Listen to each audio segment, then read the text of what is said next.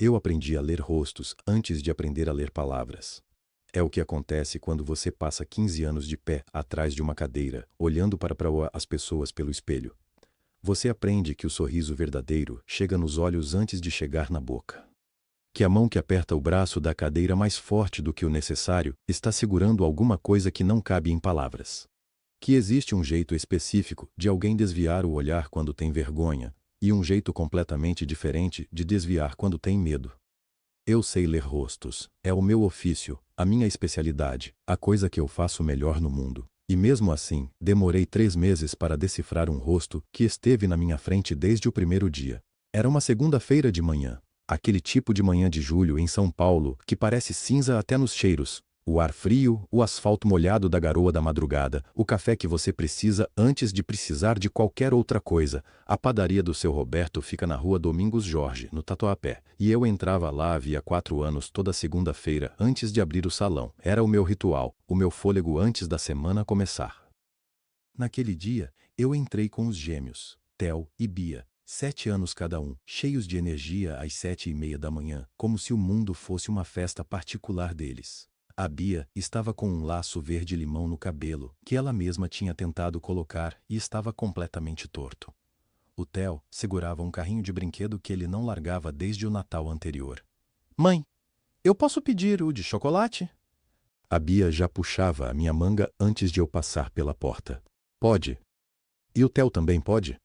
Bia, o Theo fala por ele mesmo. Mas e se ele pedir o errado? Eu nem respondi. Já estava procurando o Felipe com os olhos. Ele estava no balcão, sorrindo.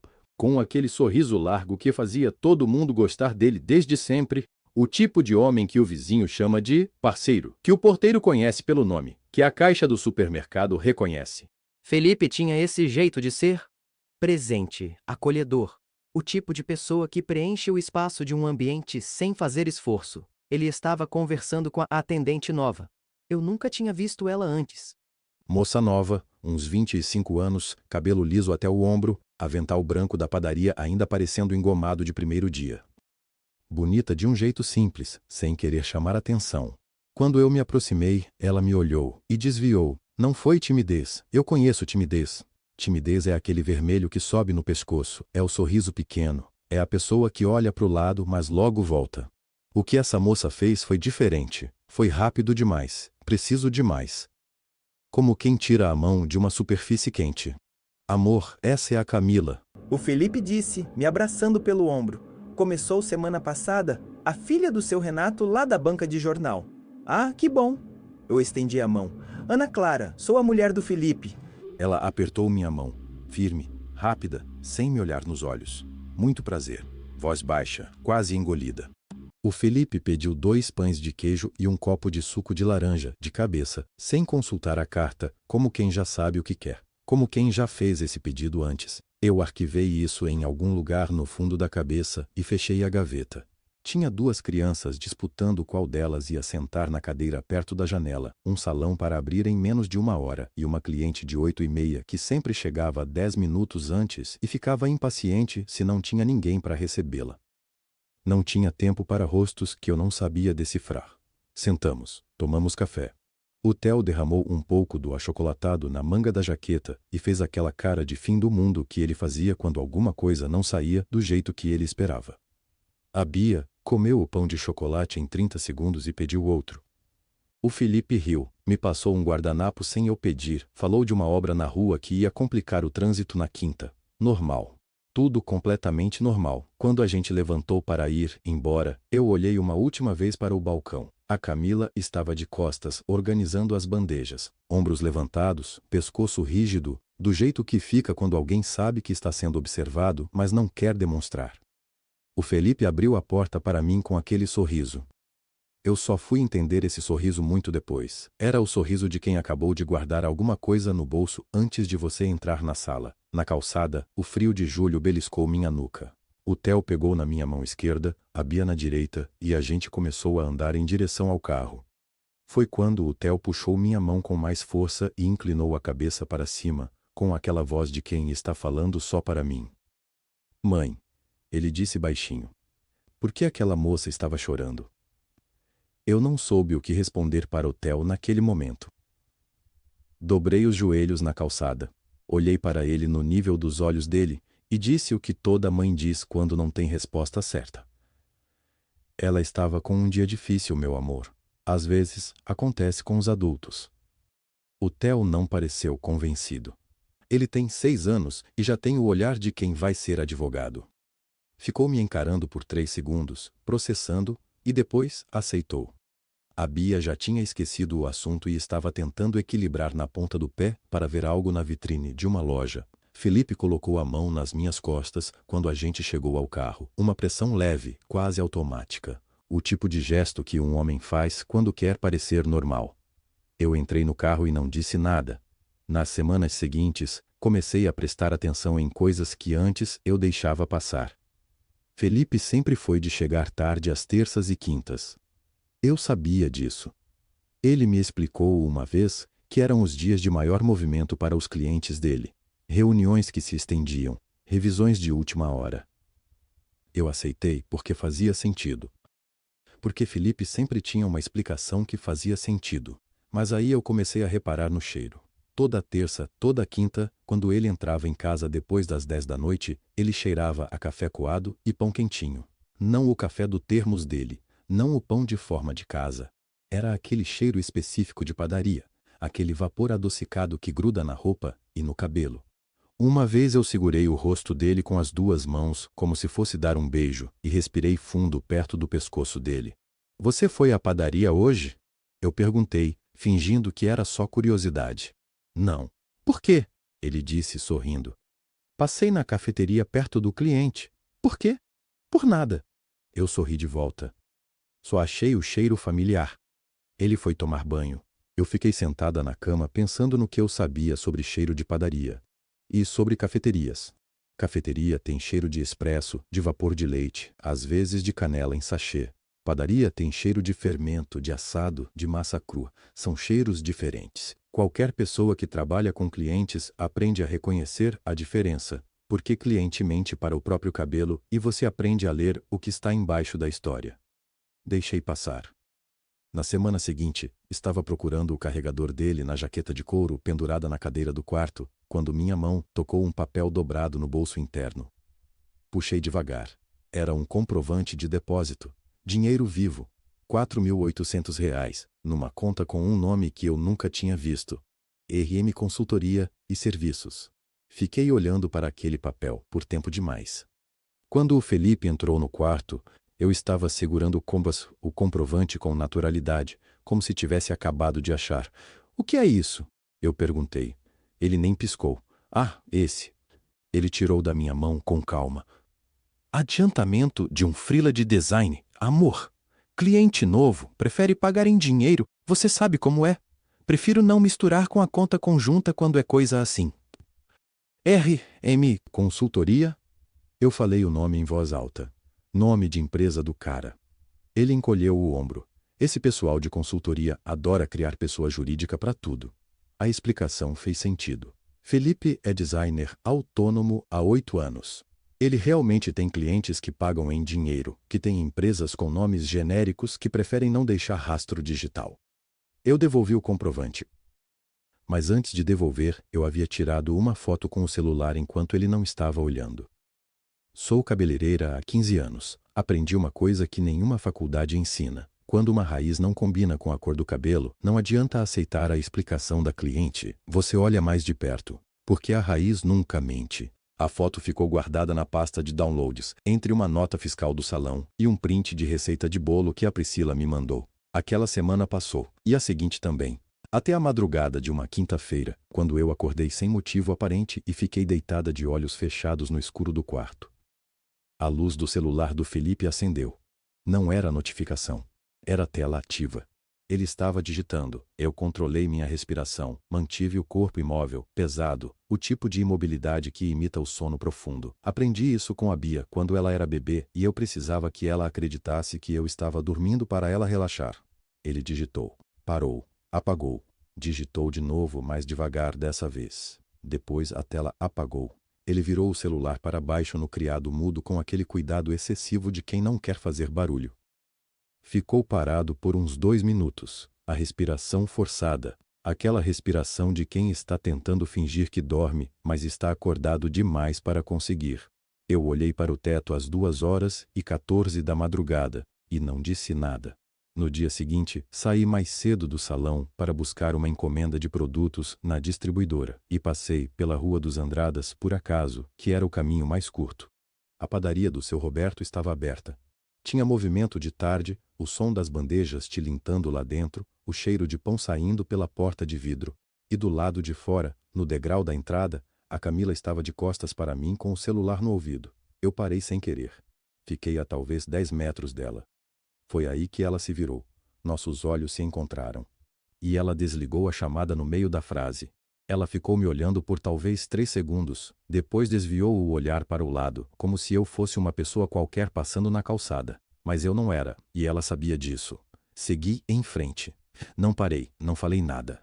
Entrei na distribuidora, peguei minha encomenda, assinei o recibo com a mão firme. Mas a cabeça estava lá, naquele degrau, naquele olhar que desviou rápido demais. Na sexta-feira seguinte, levei o Theo e a Bia comigo para a padaria. Era o tipo de coisa que eu fazia às vezes, quando a agenda do salão permitia. Eles adoravam o pão de queijo com catupiry de lá. O seu Roberto tinha uma receita que não existia em lugar nenhum. E eu precisava de um momento normal. Precisava me sentar numa cadeira de madeira, tomar um café quente e acreditar por 20 minutos que a minha vida ainda fazia sentido. O Theo pediu 2 pães. A Bia pediu suco de laranja e ficou desenhando no guardanapo de papel com uma caneta que sempre carregava no bolso do uniforme. Eu sorri para os dois, sorriso de mãe. Aquele que a gente fabrica com o rosto enquanto o peito faz outra coisa. Foi quando o seu Roberto chamou a Camila. Ele veio da cozinha com o avental branco cheio de farinha nas beiradas, jeito de quem já tomou a decisão antes de abrir a boca. Parou no meio do salão, cruzou os braços e falou alto. Alto demais. Camila, pode vir aqui. Ela estava atrás do balcão. Secou as mãos no pano, olhou para ele, e alguma coisa no rosto dela mudou antes mesmo de ele continuar. Tá faltando dinheiro no caixa. Câmera registrou movimento suspeito na quinta à noite. Você foi a última a fechar. Seu Roberto, eu não precisa explicar. Já falei com o contador. Você tá demitida. Com efeito imediato. A voz da Camila quebrou no meio da palavra seguinte. Mas eu não fiz nada, eu juro. O senhor pode rever as câmeras. Eu posso. Já revi. O salão estava em silêncio. Uma senhora mais velha, que tomava café sozinha no canto, desviou o olhar para a xícara. Um homem de gravata fingiu mexer no celular. E os meus filhos de 9 anos, pararam de comer e ficaram olhando com aquela cara aberta que as crianças têm quando ainda não sabem que existem coisas que não deveriam acontecer na frente delas. Senti um calor subindo pelo pescoço. Não era da minha conta. Eu sabia. Mas humilhação tem cheiro. E o cheiro naquela padaria naquele momento era pesado demais para fingir que não sentia. Camila pegou o casaco pendurado atrás do balcão. As mãos tremiam. Dava para ver de onde eu estava. A bolsa caiu quando ela tentou pegar. E o batom rolou pelo chão junto com um cartão, uma moeda, um papel dobrado. Ela se abaixou, recolheu tudo com pressa, ficou vermelha, não olhou para ninguém e saiu pela porta de vidro sem olhar para trás. O sino de metal da porta tilintou. O salão voltou a funcionar como se nada tivesse acontecido. A moça da caixa continuou atendendo. O seu Roberto desapareceu para o fundo. A senhora mais velha pediu mais um café. Eu olhei para os meus filhos. Terminem o lanche. Eu disse. Voz calma, voz de mãe. A Bia me olhou. Mãe, ela chorou? Acho que sim. Por que deixaram ela chorar na frente de todo mundo? Não respondi. Comecei a dobrar o guardanapo que estava na minha frente, quadrado por quadrado, só para ter o que fazer com as mãos. Foi o Felipe quem quebrou o silêncio. Ele tinha chegado 10 minutos antes. Passei aqui por acaso, achei vocês estacionando. E ficara de pé perto da porta, tomando o café em copo descartável. Agora ele estava com o olhar na calçada, do lado de fora, e eu vi a mandíbula dele apertar uma vez. Eu sei onde ela mora, ele disse. Natural demais, rápido demais. Posso levar a bolsa para ela? Eu me levantei. Foi só quando minha cadeira raspou no chão que vi. A bolsa da Camila estava embaixo da cadeira ao lado. Ela tinha esquecido. Olhei para o Felipe. Sorri. Não precisa, amor. Eu cuido. Ele sorriu de volta. Sorriu daquele jeito que eu conheço há 12 anos. Os lábios, o músculo do rosto, mas os olhos fizeram outra coisa que eu não soube nomear na hora. Peguei a bolsa pelo alça e parei. Era pesada. Pesada de um jeito que não combinava com o que eu esperava encontrar na bolsa de uma atendente de padaria, não aquele peso compacto, denso, como se tivesse algo sólido lá dentro, além de carteira e chave. Coloquei no ombro sem abrir. Vamos, eu disse para o Theo e a Bia. Saímos os três pela porta de vidro. O sino de metal tilintou de novo. E eu saí dali com a bolsa de outra mulher no ombro, sem fazer ideia do que estava carregando. Levei os gêmeos para a escola só. Para a escola no piloto automático. A Bia ficou falando de um projeto de ciências o caminho todo, alguma coisa sobre plantas carnívoras, e eu disse, que legal, meu bem, no momento certo, nas pausas certas, sem ouvir uma palavra. O Theo dormiu no banco de trás, com a mochila no colo. A bolsa da Camila ficou no assoalho do lado do passageiro, e eu não olhei para ela nenhuma vez, não porque não quisesse, porque sabia que não era o momento. Há 15 anos trabalhando com cabelo, eu aprendi que tem hora para o corte e hora para a preparação. Abrir aquela bolsa na pressa, com criança em volta, com o coração batendo daquele jeito, seria o mesmo que pegar uma tesoura com a mão tremendo. Deixei os dois na porta da escola. A Bia me deu um beijo rápido e saiu correndo. O Theo, ainda meio sonolento, me olhou antes de descer. Mãe, tá bem? Tô ótimo, meu filho. Vai logo que o sinal vai bater. Ele desceu. Eu fiquei olhando até ele entrar. Só então respirei de verdade. No salão de manhã tem um cheiro específico, amônia, misturada com café passado e aquele condicionador de coco que a Priscila gosta de usar nas clientes mais velhas. Eu entrei, acendi as luzes, botei a cafeteira para funcionar e coloquei a bolsa em cima da bancada, entre os pentes, os tubos de tinta e os rolinhos de papel alumínio. A Priscila chegou às 8h30 com um coxinha na mão e um escândalo na boca. Você viu o que aconteceu na padaria? Minha vizinha foi lá e disse que a menina saiu chorando, que o seu Roberto gritou na frente de todo mundo que foi um vexame. Vi, eu disse. Eu tava lá. Ela parou com o coxinha na metade do ar. Você tava? E aí? O Felipe falou alguma coisa? O Felipe foi embora cedo. Tinha reunião. Ela assentiu, não desconfiou de nada. Por que desconfiaria? Eu sorri direito. Servi o café. Recebi a primeira cliente das 9 horas com o mesmo cuidado de sempre, lavagem, corte e escova. Trabalhei até o meio-dia pensando na bolsa. Não a olhei uma vez. Quando a Priscila pegou o casaco para o almoço, eu disse que ia ficar, que tinha umas fichas para organizar. Traz um salgado para mim. Qual você quer? Surpresa. Ela saiu. Ouvi o barulho da porta batendo, os passos dela sumindo na calçada. Fui até a frente, girei a chave na fechadura, virei a placa de aberto para fechado. Voltei para a bancada. A bolsa era de couro sintético marrom escura, com um fecho de pressão que estourou quando eu apertei.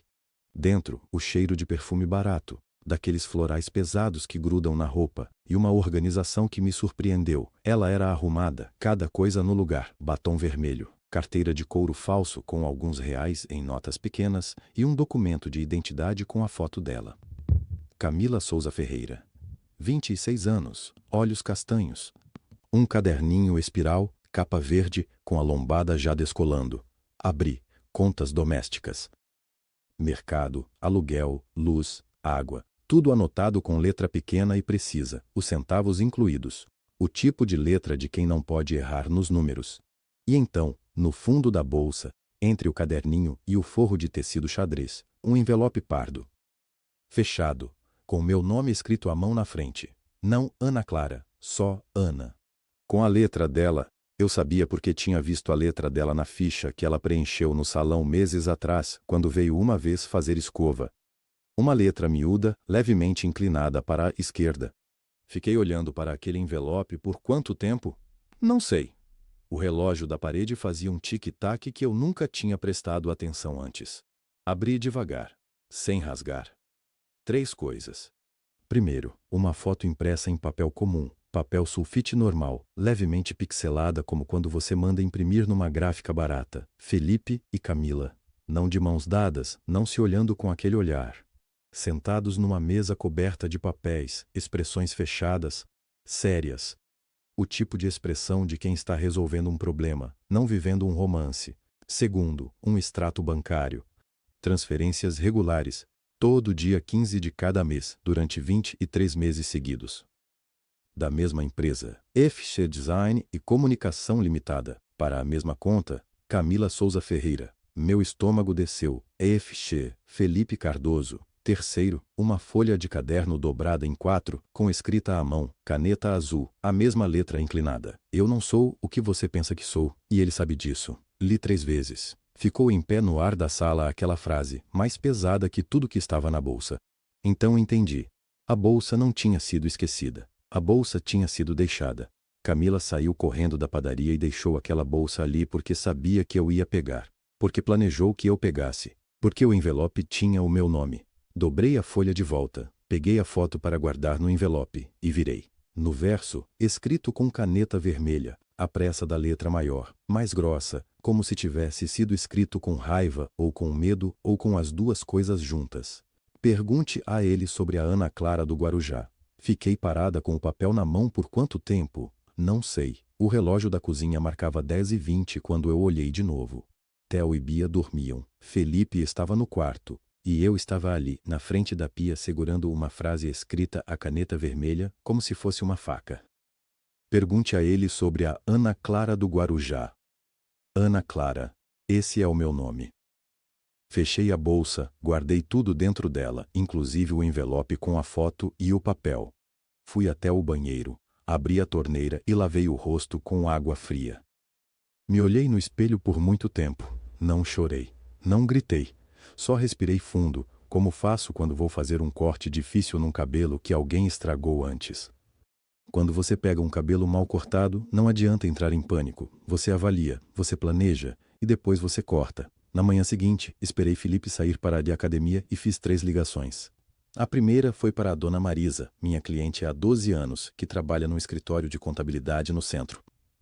Dona Marisa, preciso de um favor. Não é sobre imposto. É sobre consulta de CNPJ. A senhora pode me ajudar hoje? Ela não perguntou nada. Disse, pode vir às 14 horas. A segunda ligação foi para o cartório da nossa região. Perguntei sobre como consultar documentos com meu CPF vinculado. A atendente explicou o processo. Anotei tudo. A terceira ligação eu não fiz por telefone. Fui pessoalmente.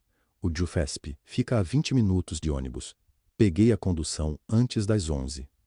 O cheiro de papel velho e ar-condicionado barato daquele lugar nunca me pareceu tão familiar. Sentei na cadeira de plástico laranja e esperei a minha senha ser chamada. 342. Me levantei, me aproximei do balcão. A funcionária tinha unhas longas, cor de vinho, e olhava para a tela com aquela expressão de quem já viu tudo e não se surpreende com mais nada. Quero consultar empresas vinculadas ao meu CPUF. Eu disse, ela digitou. Esperou, digitou de novo. E então virou o monitor levemente na minha direção. A senhora é sócia da FC Design e Comunicação Limitada, constituída há 3 anos. Não piscou, nem eu. Pode imprimir isso para mim? Às 14 horas eu estava na sala da dona Marisa. Ela colocou os óculos, pegou a folha e leu devagar. Depois, olhou para mim por cima dos óculos. Ana Clara, você sabia dessa empresa? Não. Ela não disse mais nada por um momento. Só o barulho do ventilador de mesa girando devagar. Deixa eu ver o contrato social. Mostrei o que eu tinha conseguido imprimir. Ela passou o dedo pela página até chegar nas assinaturas. Essa aqui é a sua. Olhei. Era parecida, mas não era. Não, eu disse. Eu nunca assinei isso. Dona Marisa tirou os óculos e os colocou sobre a mesa com cuidado. Então a sua assinatura foi falsificada num documento comercial. Isso é crime federal, minha filha. Senti o estômago apertar, não de medo, de confirmação. Tem uma diferença enorme entre as duas coisas. E se essa empresa tiver contratos públicos com irregularidades? Ela me olhou com aquela expressão que as pessoas têm quando percebem que a situação é mais grave do que pareceu no começo. Se tiver irregularidades e você aparecer como sócia, você vai ser investigada junto, a menos que prove que a assinatura não é sua. Peguei os papéis de volta. Dobrei com calma. Guardei na bolsa, não na de Camila, na minha. Obrigada, dona Marisa. Ana Clara. Ela me segurou pelo braço antes de eu me levantar. Você vai ficar bem? Vou, eu disse. E era verdade. Naquela noite, quando as crianças já estavam dormindo e Felipe assistia televisão no quarto, sentei na cozinha com o notebook. Procurei o endereço registrado como sede operacional da FC Design e Comunicação, Rua das Bromélias, 43, apartamento 12, Guarujá. Copiei o endereço no Google Maps. A imagem carregou devagar.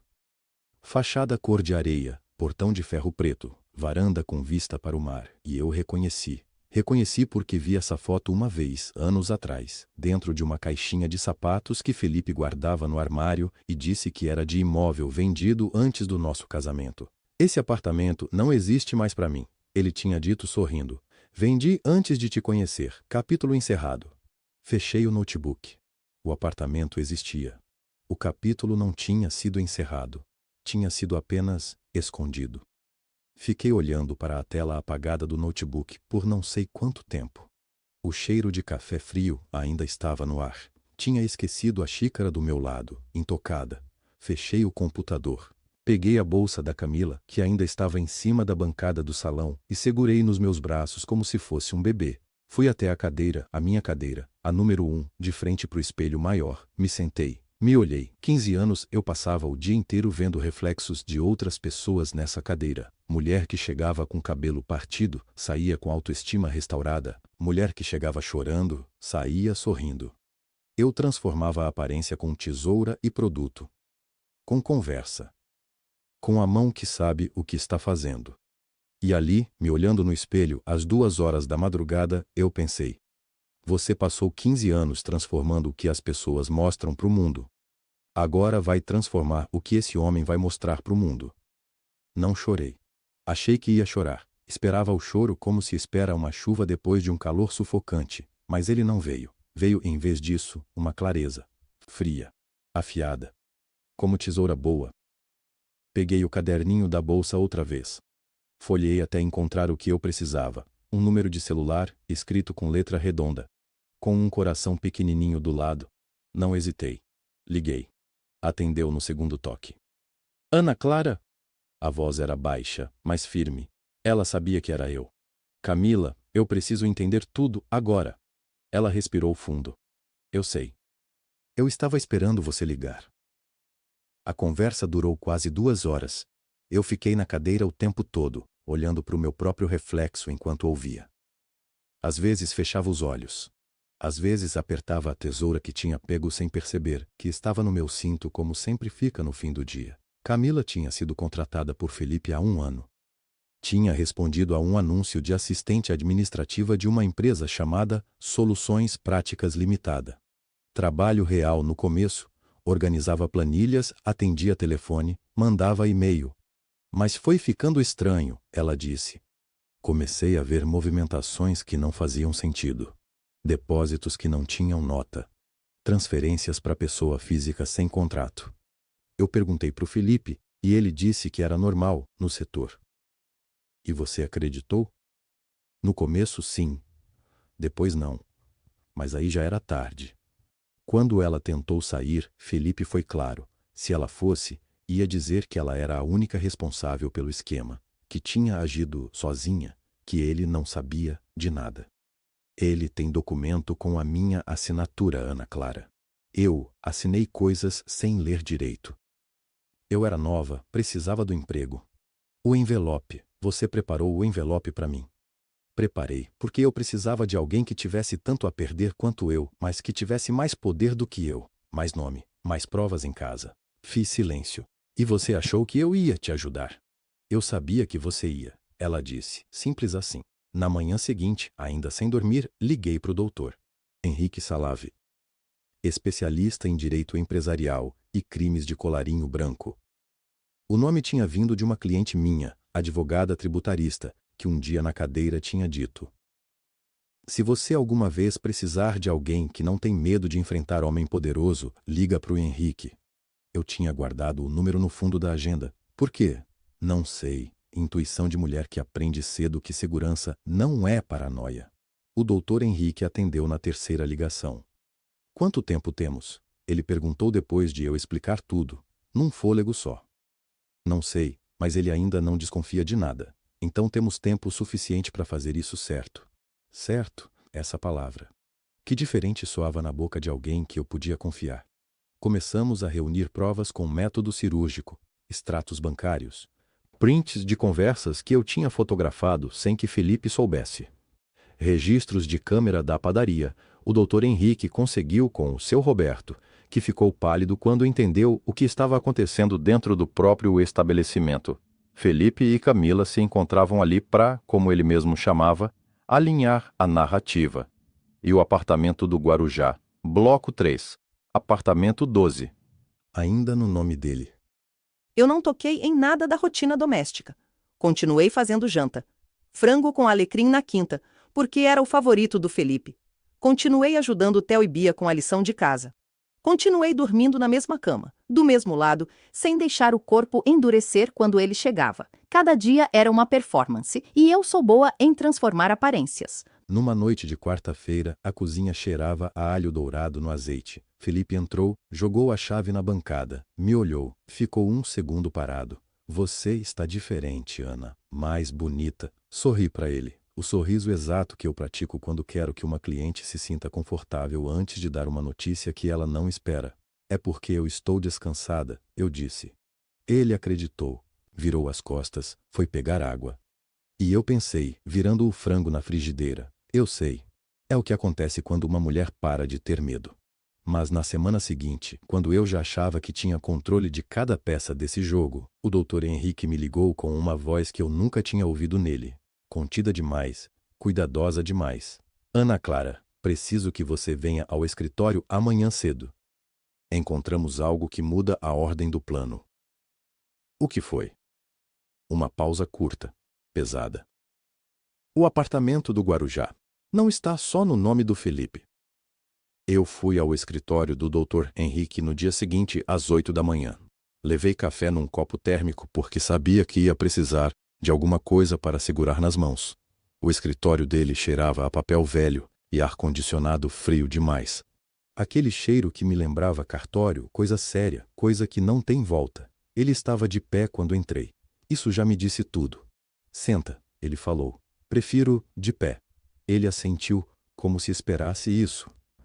O apartamento do Guarujá, ele começou, abrindo uma pasta fina na mesa. Está registrado em condomínio. 2 titulares, Felipe Souza Marcondes. Uma pausa. E Márcio Elias Furtado. Eu soltei o ar devagar pelo nariz. O contador. O contador, ele confirmou. Fiz as contas em silêncio. Se Márcio era cotitular, ele não era só um operador nervoso querendo sair do esquema. Ele era sócio, ele tinha tanto a perder quanto Felipe, talvez mais. Então, quando você disse que ele estava nervoso querendo sair, pode ser verdade, o Dr. Henrique disse. Ou pode ser estratégia. Um homem nessa posição pode querer sair pelo arrependimento, ou pode querer sair porque sentiu que o chão está tremendo e quer se reposicionar antes da queda. Sentei afinal. O café estava quente demais para beber, mas eu dei um gole assim mesmo. Queimou. O que a gente faz? Por enquanto, nada diferente. Mas precisamos entender melhor o Márcio antes de qualquer movimento. Ele fechou a pasta.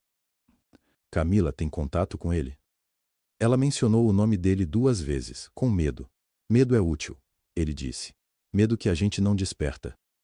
Naquela tarde, a Camila veio ao salão pelo fundo, como sempre. Eu estava terminando uma escova numa cliente quando ela entrou, e eu vi pelo espelho que ela estava diferente, mais quieta, as mãos nos bolsos do casaco, os olhos andando pelo salão como se estivesse memorizando. Esperei a cliente ir embora. O Márcio te ligou, eu disse. Não perguntei. Ela olhou para mim. Como você sabe? Porque você está com aquela cara. Ela sentou na cadeira de cliente, na minha frente, e eu fiquei de pé, com a escova ainda na mão. Ele disse que está fora, que não assina mais nada, que nunca assinou nada com intenção de prejudicar ninguém. Ela bufou. Palavra por palavra, como se tivesse ensaiado. Estava. Era para me avisar ou para me amedrontar? As 2 coisas, eu disse. Nessa mesma semana, o seu Roberto apareceu no salão. Sem avisar, chapéu na mão, igual homem que vai pedir desculpa e sabe que não merece facilidade. Eu o atendi na recepção, Não convidei para sentar. Ana Clara, ele começou, a voz grossa de padeiro. Eu vim, porque fiz uma coisa errada, e eu sei. A Camila, eu disse. Fui eu que mandei embora, eu sei. Mas fui convencido. O Felipe me disse que ela estava levando dinheiro do caixa. Me mostrou uns números que não fechavam. Ele torceu o chapéu nas mãos. Eu não fui atrás de mais prova. Devia ter ido. Eu senti alguma coisa apertar no peito. Não raiva do seu Roberto, raiva da competência do Felipe, da frieza com que ele tinha costurado tudo, cada detalhe, até demitir uma mulher inocente para garantir que ela e eu nunca trocássemos mais uma palavra, exceto pela bolsa, aquela bolsa esquecida. Seu Roberto, eu disse com cuidado. O senhor ainda tem esses números que o Felipe mostrou? Ele me olhou, confuso. Tenho, acho. Na gaveta do escritório da padaria. Guarda, eu disse. Não joga fora, não fala para ninguém, só guarda. Ele assentiu, ainda sem entender completamente. Mas assentiu. Naquela noite, o Felipe chegou em casa cantarolando baixinho, de bom humor, e eu servi o jantar, e perguntei como tinha sido o dia, e ouvi a resposta sem escutar nada. Só observei as mãos dele, como ele segurava o garfo, como ele cortava a carne com aquela precisão casual de quem nunca hesita. 3 anos, eu pensei, 3 anos construindo isso. Então, o celular vibrou na bancada. Era o doutor Henrique. Eu me levantei com calma, disse, licença, baixinho, fui até o quarto e atendi. Ana Clara. A voz dele estava diferente, tensa de um jeito novo. A subprefeitura abriu sindicância interna sobre os contratos. Você tem 2 semanas antes de isso virar inquérito policial. Eu fechei os olhos por um segundo. Precisamos agir antes, ele disse. No corredor, ouvi o Felipe soltar uma risada sozinho, provavelmente de alguma coisa no celular dele. 2 semanas. 2 semanas. Eu repeti baixinho, de costas para a porta do quarto. Menos, se a gente quiser controlar o ritmo, disse o doutor Henrique. Mas eu tenho uma ideia. O aniversário da padaria do seu Roberto é no sábado. Daqui a 8 dias. Eu fiquei parada. Ouvi o Felipe mudar de canal na televisão lá na sala. O som do jornal encheu o corredor. 8 dias é suficiente? É suficiente se o Márcio assinar o termo amanhã. Ele respirou fundo. Ele vai assinar. Eu já conversei. Ele quer redução de pena, e o que ele tem nas mãos afunda o Felipe sem precisar da sua palavra. E a minha assinatura nos contratos. Falsificada. Peritos confirmaram. Você não assinou nada, Ana Clara, nada. O Felipe construiu tudo em cima do seu nome, sem você saber. Eu segurei o celular com os 2 dedos. A parede do quarto estava fria. Encoste a testa nela por um segundo, só para sentir alguma coisa sólida. Então, o evento da padaria serve como palco. Eu disse. Exatamente. Câmeras do Jornal do Bairro, vereadores, testemunhas. A delegada Fernanda Queiroz coordena a operação. O plano é simples. Deixar ele entrar, deixar ele sorrir, deixar ele ser o Felipe de sempre. O doutor Henrique pausou. E só então? Eu entendi sem precisar que ele terminasse. Você consegue manter a normalidade até lá? Ele perguntou. Tenho feito isso há 3 anos sem saber. Eu respondi. 8 dias é fácil. Desliguei. Voltei para pôr a sala com passo calmo. O Felipe estava deitado no sofá com o celular no peito, olhos semicerrados. Era o salão? Ele perguntou sem olhar. Era sim. Uma cliente querendo remarcar. Ele assentiu sem interesse. Eu sentei na poltrona do lado, peguei uma revista que não ia ler e fiquei ali até ele dormir. Na sexta à noite, depois de levar o Theo e a Bia para a casa da minha mãe, voltei para o salão sozinha. Tranquei a porta por dentro, acendi só a luz da bancada, aquela luz amarela que faz a gente parecer outra pessoa no espelho. Fiquei me olhando um tempo. Meu cabelo tinha chegado até o ombro. Havia quase 1 ano que eu não mexia nele de verdade. Peguei a tesoura. A maior. A que eu uso para cortes limpos. Não tirei muito. 2 dedos, talvez 3. O suficiente para ouvir o som seco das mechas caindo na pia. O suficiente para sentir que eram minhas mãos que decidiam. Quando terminei, varri o chão. Juntei cada fio. Joguei tudo no lixo com cuidado, como quem fecha um capítulo antes de virar a página. Fiquei no salão até as 2 da madrugada, sentada na cadeira de cliente, olhando para o meu próprio reflexo. Não chorei, Não planejei em voz alta. Só fiquei ali, ouvindo o silêncio da rua lá fora e o zumbido fraco do ar-condicionado. Na manhã seguinte, o Felipe acordou antes de mim. Quando desci, ele estava de bom humor, o tipo de bom humor que ele tinha quando se sentia seguro. Ele me viu entrar na cozinha e se aproximou. Colocou a mão no meu ombro, inclinou a cabeça e me beijou na testa. Hoje vai ser um ótimo dia, ele disse, sorrindo. Eu olhei para ele, para os olhos dele, para aquele sorriso que eu conhecia de cor. Vai ser, sim, eu concordei. E sorri de volta. O cheiro de café passado e pão saindo do forno tomou conta do salão assim que chegamos. Seu Roberto tinha caprichado. Mesas com toalhas brancas, balões azuis, uma faixa escrita à mão. Obrigado, bairro. Era o aniversário de 20 anos da padaria e ele queria celebrar com quem sempre fez parte daquilo. Theo e Bia saíram correndo antes mesmo de eu terminar de estacionar. Espera, gente. Eu chamei, mas já era tarde. Os dois tinham sumido entre as mesas. Felipe riu ao meu lado. Aquele riso fácil, de homem que se sente em casa em qualquer lugar. Deixa eles, ele disse, ajeitando a gola da camisa. Tô vendo o vereador Marcos ali. Preciso cumprimentar. Vai, eu disse. Eu cuido das crianças. Mas não fui atrás das crianças. Fiquei parada na calçada por 3 segundos, respirei fundo e entrei. O salão estava cheio. Vizinhos, clientes antigos, o pessoal do açougue da esquina. Seu Roberto discursava no centro, voz embargada, segurando um microfone de mão que chiava vez ou outra. 20 anos, gente. 20 anos acordando às 4 da manhã, com farinha na mão e gratidão no coração. Alguém aplaudiu, eu aplaudi junto. Felipe já estava no canto sorrindo para o vereador, a mão no bolso, exatamente como eu sabia que estaria. Ele tinha um talento especial para aparecer bem em qualquer foto. Foi quando vi a doutora Fernanda entrar pela porta lateral. Ela veio de vestido simples, cabelo preso, bolsa no ombro. Sem farda, sem alarde. Cumprimentou seu Roberto com um sorriso e foi se misturando entre os convidados como se fosse só mais uma vizinha do bairro. Só eu sabia que não era. Fiquei observando sem me mover. O cheiro de brigadeiro passou perto, Bia me encontrou e enfiou um na minha mão com uma cara de quem tinha acabado de descobrir o paraíso. Mãe, tem de chocolate e de coco. Pega logo antes de acabar. Eu dei um beijo na testa dela. Vai buscar pro Theo também. Ela saiu disparada. Doutora Fernanda se aproximou de Felipe devagar. Ele estava falando, gesticulando, completamente à vontade. E então ela disse alguma coisa e o rosto dele mudou. Só por um segundo. Uma fração. Como quando você vê uma rachadura numa parede que parecia sólida. Ele recompôs o sorriso rápido. Mas eu vi. Eu sempre vi.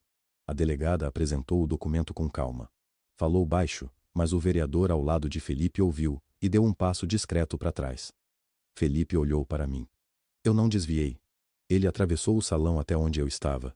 Os 2 agentes ficaram a 2 passos atrás dele, sem pressa, sem drama. Ana. A voz dele estava controlada, mas os olhos não. Me ajuda aqui. Isso é um mal-entendido, eu te juro. Eu sei exatamente o que é. Eu falei baixo para que só ele ouvisse. E você vai explicar tudo. Ele abriu a boca. Fechou. Foi nesse momento que a porta da padaria se abriu de novo, e a Camila entrou. Ela parou no vão da porta, olhou para o salão, olhou para Felipe. Ele olhou para ela. E em 2 segundos, sem uma palavra, ele entendeu tudo. A bolsa, o envelope, os documentos. A mulher que ele achava que eu nunca encontraria do jeito certo. Seu Roberto se aproximou de mim por trás, confuso, a voz baixa e preocupada. Ana, o que está acontecendo aqui? Eu virei para ele.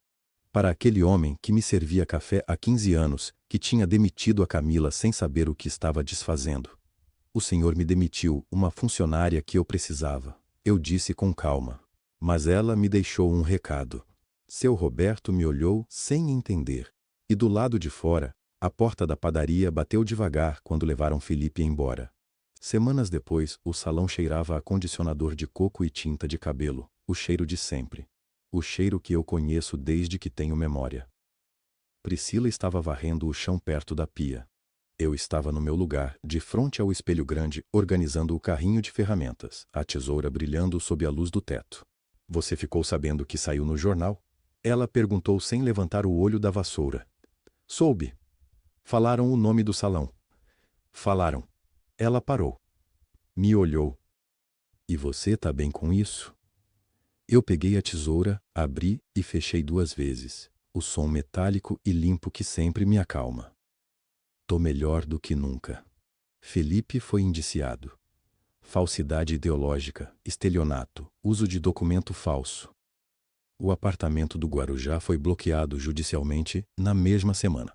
A empresa FC Design foi dissolvida e um juiz determinou que minha assinatura havia sido falsificada, o que me excluiu completamente de qualquer responsabilidade. 3 anos de mentira, desmontados em menos de 3 meses. Márcio colaborou, recebeu pena alternativa. Na saída do depoimento, me mandou uma mensagem curta. Desculpa, Ana. De verdade. Eu li, não respondi. Não porque eu fosse cruel, mas porque algumas desculpas chegam tarde demais para mudar alguma coisa. Camila prestou depoimento também. Foi inocentada completamente. Com orientação do Dr. Henrique, entrou com ação trabalhista contra a FC Design por vínculo empregatício não registrado. O Dr. Henrique me ligou depois só para dizer: ela tem chances reais. Eu sorri tanto que a Bia perguntou por quê. Nada, filha. É coisa de adulto. Seu Roberto, envergonhado pela cena da demissão, foi pessoalmente até a casa da Camila oferecer o emprego de volta. Ela recusou, mas aceitou a carta de recomendação. Soube disso pela própria Camila, que me mandou mensagem de voz com a voz firme e sem choro. Ana, obrigada por ter pego a bolsa. Eu o ouvi 3 vezes. O divórcio foi pedido na semana seguinte à condução de Felipe. A separação de bens retroativa ainda corre, é uma batalha. O Dr. Henrique me avisou sem me poupar. Mas ele disse, é ganhável. E eu aprendi a confiar nessa palavra quando ela vem da pessoa certa. Os gêmeos perguntaram pelo pai numa tarde de sábado, enquanto comíamos macarrão com queijo na cozinha. Theo primeiro, com a boca ainda cheia. Mãe, cadê o pai? Eu larguei o garfo devagar. Olhei para os dois. Seu pai fez coisas erradas, eu disse. E tá resolvendo isso com a justiça. Bia me olhou com aqueles olhos grandes, sérios demais para 7 anos. Ele vai voltar? Não sei, meu amor, mas eu sei que vocês têm mãe, e que essa mãe não vai a lugar nenhum. Ela voltou para o prato. Theo também. E eu fiquei olhando para os dois até a garganta parar de apertar. Priscila é sócia oficial agora. Papel assinado, reconhecido em cartório, registro na junta. Ela chorou quando assinou. Eu não chorei, mas apertei a mão dela por tempo suficiente para que ela entendesse o que eu não conseguia dizer em voz alta. Agora estou aqui, de frente ao espelho. O mesmo espelho do primeiro dia, com o mesmo reflexo, só um pouco mais cansado e, ao mesmo tempo, mais inteiro. 15 anos cortando o cabelo me ensinaram uma coisa. O que você apara com cuidado cresce mais forte. O que você deixa crescer torto, um dia você tem que cortar na raiz. Pego a tesoura. Olho para o meu reflexo por um segundo. Só um segundo sorrio. Pode entrar, eu chamo. Próxima.